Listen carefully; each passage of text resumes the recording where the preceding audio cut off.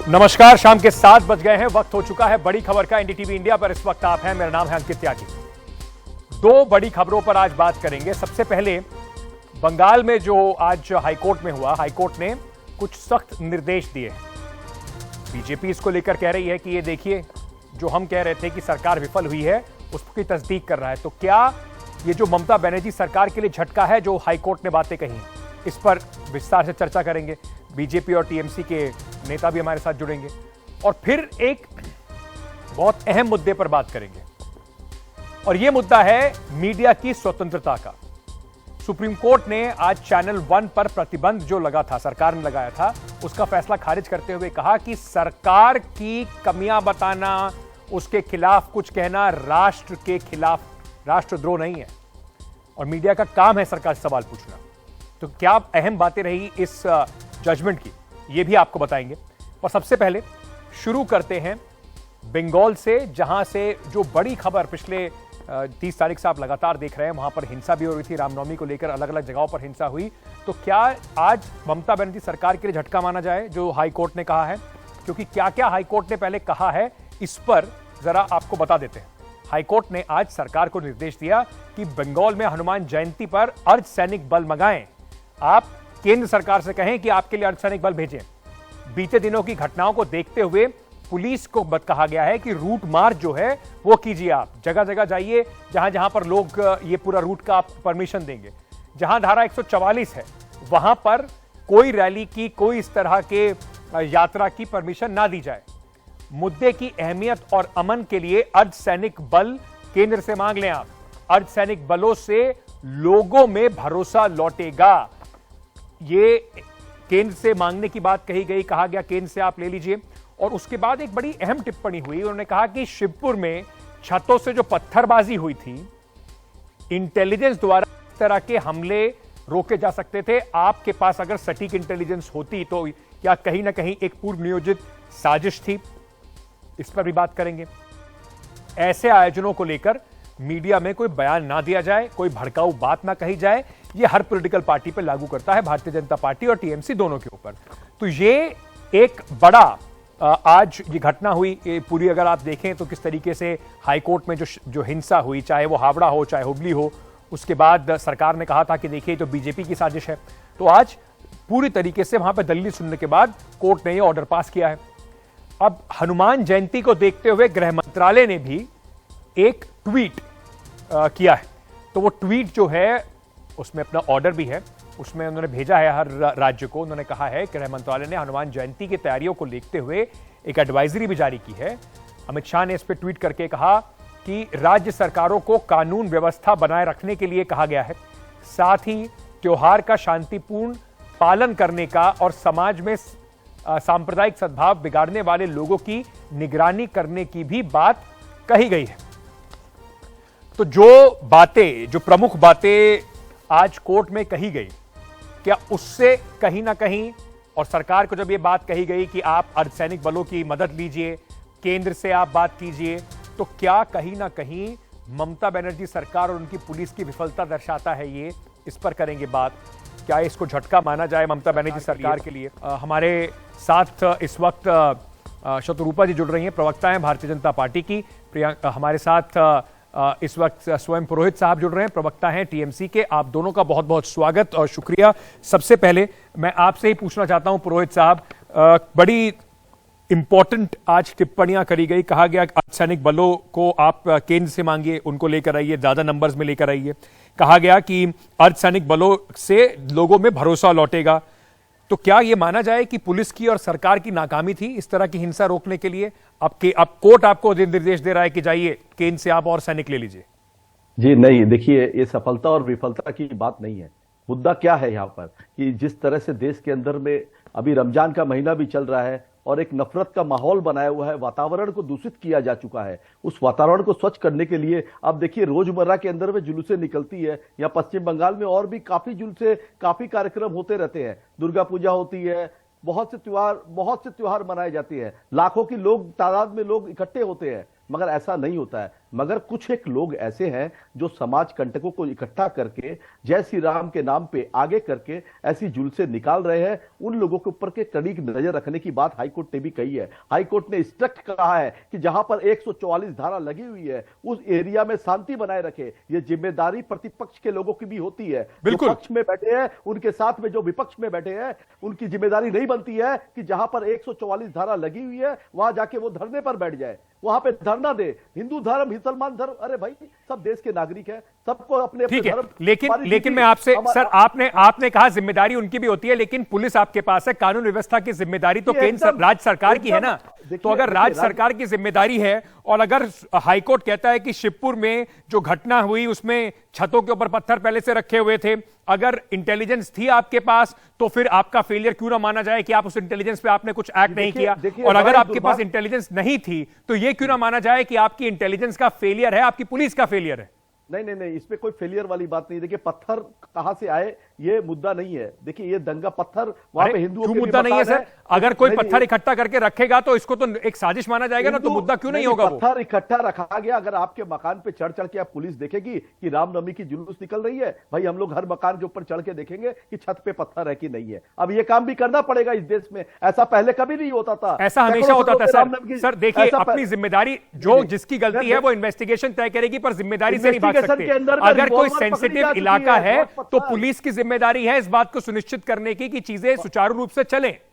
50 से ज्यादा कार्यकर्ताओं को, लोगों को पकड़ा गया है। 50 दंगाइयों को उनकी जाति और धर्म देख के नहीं पकड़ा गया है कि वो हिंदू है कि मुसलमान है। रिवॉल्वर लेके जुलूस में जा रहे हैं, तलवार लेके जुलूस लेके जा रहे हैं। ठीक है, शोतरूपा जी से इस पे जवाब ले लेते हैं। शोतरूपा जी, आप सुन रही हैं पुरोहित साहब क्या कह रहे हैं कि देखिए हम तो अपना काम कर ही रहे हैं, लेकिन जो लोग शोभा यात्रा निकाल रहे हैं, बीजेपी के नेता जो उसमें आगे आगे चलते हैं, उनकी भी तो जिम्मेदारी कुछ बनती है, या वो सिर्फ भड़काने का काम करेंगे, लोग बंदूकें लेके चलेंगे और वो हथियार लेके चलेंगे और उनको कुछ नहीं कहेंगे?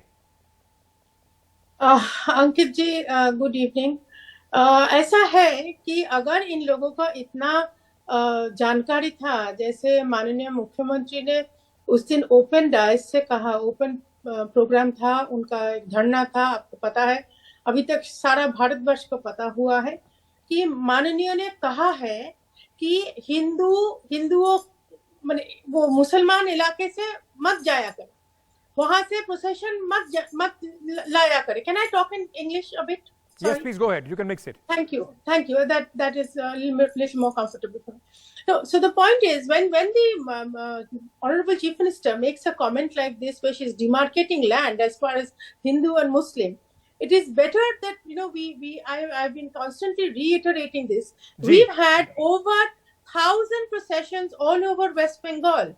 It is only the region that the Chief Minister allocated as Muslim area. That is the only place. उस पर मैं सब जवाब उनसे लूंगा, लेकिन आप ये बताइए कि किसी रिलीजियस प्रोसेशन में आप भगवान का नाम लेने जा रहे हैं, भगवान के बारे में बात करते हुए जा रहे हैं, कीर्तन करने की बात होती है, डीजे बजाकर हथियार लेकर किसी को किसी तरह से प्रोवोकेट करने के लिए थोड़ी कोई प्रोसेशन निकाला जाता है madam? Ankit ji, I don't think कहीं भी कोई प्रोवोकेशन हुआ है। बाकी कौन सा फेस्टिवल हिंदू किस तरह से सेलिब्रेट करेंगे, ये तो कोई अलग से कोई बोल नहीं देगा ना। सोचिए, ये हम पश्चिम बंगाल की बात कर रहे हैं, हम लोग दुर्गा पूजा जो हमारा लार्जेस्ट फेस्टिवल है, अभी वर्ल्ड हेरिटेज स्टेटस उसको मिला है। 2 साल 3 साल पहले अगर दशमी रमजान के दिन पड़ेगा कि ईद के दिन पड़ेगा, हम लोगों को ही भागना पड़ेगा हाई कोर्ट कि हमारा जो विसर्जन का जो प्रोसेशन है। स्वयं पुरोहित साहब, आपके ऊपर सीधा सीधा जो आरोप है वो तुष्टीकरण का आरोप है। ये क्या तरीका है कि देश, किसी भी राज्य के मुख्यमंत्री कह रही हैं कि फलाना इलाका एक वर्ग विशेष का है तो वहां मत जाइए, आप तो यानी कि खुद ये बात मान रहे हैं कि वहां पर कुछ गड़बड़ हो सकती है, तो फिर आपको तो एक्शन और तत्परता से लेना चाहिए था। देखिए ऐसा नहीं है कोई पर्टिकुलर। ममता बनर्जी जो हमारी माननीय मुख्यमंत्री है वो उस दिन धरने पर बैठी थी। ये भारतीय जनता पार्टी वाले अपनी गलती को छुपाने के लिए ममता बनर्जी के बयान को आगे कर रहे हैं। उन्होंने क्या कहा ये दोबारा 2 बार 3 बार शत्रुपा जी को सुनने की आवश्यकता है। आप सुनिए उन्होंने क्या कहा। एक मिनट बात बोल देना आपने, प्लीज साइलेंट। एक एक करके मैडम उनको अपनी बात पूरी रख लीजिए, फिर मैं आपके पास आता हूं। फिश मार्केट, ठीक है, देखिए पश्चिम बंगाल के अंदर में बहुत शांत लोग हैं। यहाँ पे इतने डीजे बजा करके जोर जोर से तलवार लेकर के, इनके नेता आगे तलवार बंदूक लेकर के, देखिए जो दीदी ने कहा, क्या कहा दीदी ने कहा, देखिए आप लोग रामनवमी की जुलूस निकालिए, हम लोगों ने भी निकाली है, तृणमूल कांग्रेस के लोगों ने भी रामनवमी की जुलूस निकाली है। आप अपने पत्रकारों से ग्राउंड लेवल में पता करिए पूरे पश्चिम बंगाल में कि उन्होंने फूल बरसाए हैं, मगर क्यों? जहां पर ये लोगों ने खुद ही प्लानिंग में से काम किया, इनको कहीं कुछ नहीं मिला। इन लोगों ने दीदी का कमेंट आगे कर दिया। दीदी ने कहा रमजान का महीना है, गलत कहा क्या दीदी ने कि भाई शाम के समय वो लोग इफ्तारी करते हैं? अरे सर, लेकिन मैं, चलिए बीजेपी ने सब गलत किया, इन्होंने प्रोवोकेट किया, इन्होंने पूरा प्लानिंग कर दिया, तो सरकार उस प्लानिंग को कैसे सफल होने दे रही है? इसीलिए तो सवाल घूम के आता है कि आप लोग हाथ पे हाथ धरे क्यों बैठे हुए थे अगर ये इतनी प्लानिंग करे हुए थे तो? देखिए 30 सेकंड की बात टाइम दीजिए। हाई कोर्ट ने आज क्या कहा कि जो भी जुलूस निकलेगा वो अपने निर्धारित रूट पर निकलेगा। इन्होंने क्या किया, इनको जो रूट दिया गया था ना, तो इन्होंने वो गाइडलाइन फॉलो किया। अगर वो गाइडलाइन मानना चाहते हैं तो मैं चारों पॉइंट बता, तो रोक देते आप, आपके पास अधिकार है, रोक देते उस जुलूस को। अरे राम जुलूस को रोक देना कोई ये अब रोक देंगे तो ये बोलेंगे कि हम लोगों को हाई कोर्ट जाना। यही सवाल है कि राजनीति क्योंकि आप पहले सोच रहे हैं रोक देंगे तो हिंदू वोट खराब हो जाएगा, नहीं रोकेंगे तो वहां पर माइनॉरिटी खराब हो जाएगा। दिक्कत यह है कि कानून व्यवस्था से ऊपर आप पॉलिटिक्स को रख रहे हैं। विश्वास, देखिए देश की जनता है, बंगाल की जनता है, शांतिप्रिय जनता है। ये लोग जिस तरह से बाहर के लोग, देखिए बाहर के लोग आए गए, बुलाए गए, बाकायदा लोकल लोग इन्वॉल्व नहीं है उसके अंदर में। ठीक है, नहीं के बराबर है। जी, बाहर के लोगों को बुलाकर दंगा भड़काया है आपने। और ऐसा है कि जिस तरीके से बीजेपी सिर्फ बंगाल की बात कर रही है या बिहार की बात कर रही है, भारतीय जनता पार्टी शासित राज्यों में भी इस तरह की घटनाएं हुई हैं, तो वहां पर भी कानून का फेलियर माना जाए ना इसको, चाहे वो महाराष्ट्र हो और चाहे वो दिल्ली के अंदर फ्लैग मार्च तक करने की नौबत आ गई हो। बयान देना पड़ा है अंकित जी, मंत्री को बयान देना पड़ा है। अगर मैं बोल सकूं तो मैं बोलूं प्लीज? जी जी, आपकी बारी है। Thank you.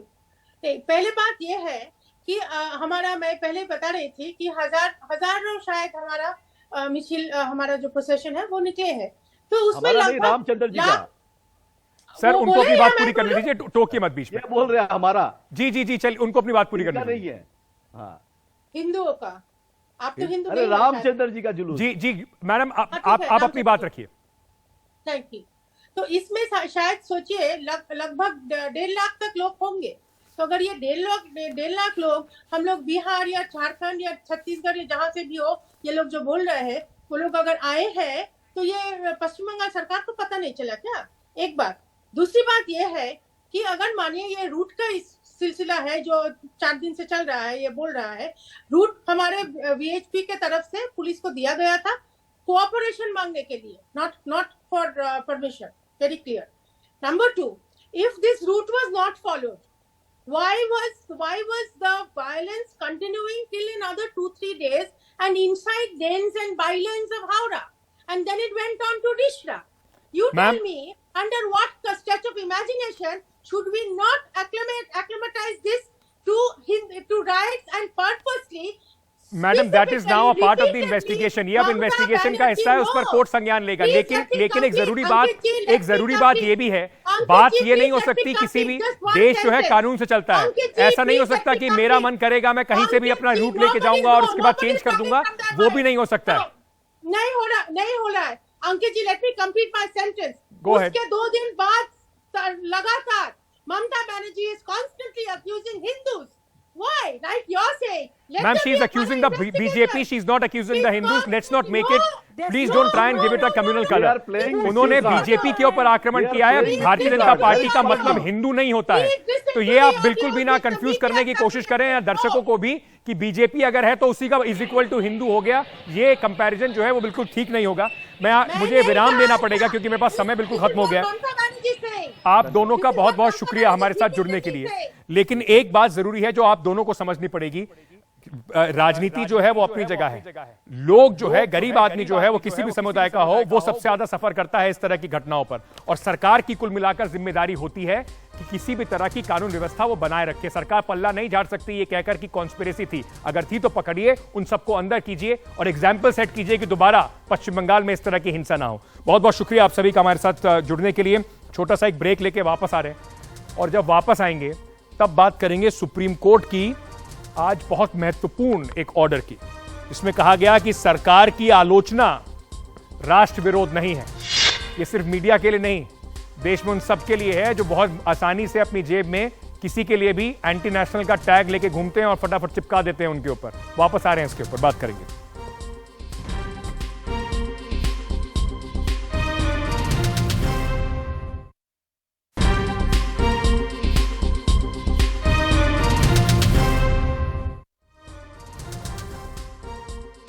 सबसे पहले आपको बताते हैं कि आज सुप्रीम कोर्ट में मीडिया वन करके एक चैनल है, जो चैनल था जिसको सुप्रीम कोर्ट, उसमें सरकार ने उस पर प्रतिबंध लगा दिया था, तो उस चैनल पर प्रतिबंध आज सुप्रीम कोर्ट ने खारिज कर दिया। सूचना और प्रसारण मंत्रालय का उसका जो लाइसेंस है वो रिन्यू करने से मना कर दिया था और 31 जनवरी 2022 को इसके प्रसारण पर रोक लगी थी।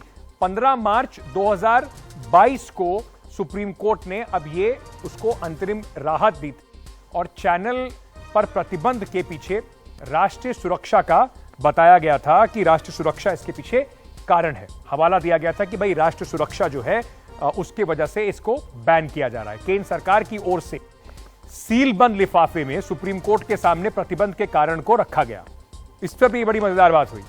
सुप्रीम कोर्ट ने केंद्र के सीलबंद लिफाफे को ठुकरा दिया।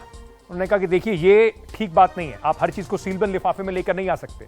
सुप्रीम कोर्ट ने कहा कि सीलबंद लिफाफे की प्रक्रिया ये याचिकर्ता के जो अधिकार हैं उनको प्रभावित करती है। सुप्रीम कोर्ट ने साथ साथ ये भी कहा कि राष्ट्र सुरक्षा के दावे हवा में ही नहीं कर दिए जाते कि हाँ जी ये इस फलाना व्यक्ति राष्ट्र सुरक्षा के खिलाफ है तो इस वजह से इसके ऊपर कुछ कार्रवाई कर दी जाए। सरकार की आलोचना राष्ट्र विरोध नहीं है, यह भी एक अहम टिप्पणियां सुप्रीम कोर्ट ने की। और साथ ही साथ सुप्रीम कोर्ट ने यह भी कहा कि सत्ता से सवाल पूछना मीडिया का कर्तव्य है। मजबूत लोकतंत्र के लिए मीडिया की स्वतंत्रता जरूरी है, यह बात भी सुप्रीम कोर्ट ने कही। तो सरकार को भी कुछ कड़े संदेश दिए गए और मीडिया में भी कुछ लोगों को समझाया गया कि सिर्फ सरकार की वाहवाही करने से काम नहीं चलेगा, आपका काम भी सरकार से सवाल पूछना है। तो ये बहुत महत्वपूर्ण जो टिप्पणी आज सुप्रीम कोर्ट ने की है, ये सिर्फ मीडिया वन जो चैनल है उसी के लिए नहीं है, देश के आम नागरिकों के लिए, पत्रकारों के लिए और सबके लिए बहुत अहम। क्योंकि आए दिन सरकार से सवाल पूछने पे सीधे कह दिया जाता है कि ये तो एंटी नेशनल हैं, ये तो देश के विरोध में हैं। तो वो लोग मान लें कि सुप्रीम कोर्ट जो है उसने भी अब इस बात की तस्दीक की है कि सरकार से सवाल पूछना देश के खिलाफ नहीं है बल्कि मीडिया का कर्तव्य है। आज के लिए इतना ही। शाम 7 बजे कल फिर होगी मुलाकात बड़ी खबर में। बहुत बहुत शुक्रिया, बने रहिए एनडीटीवी इंडिया के साथ।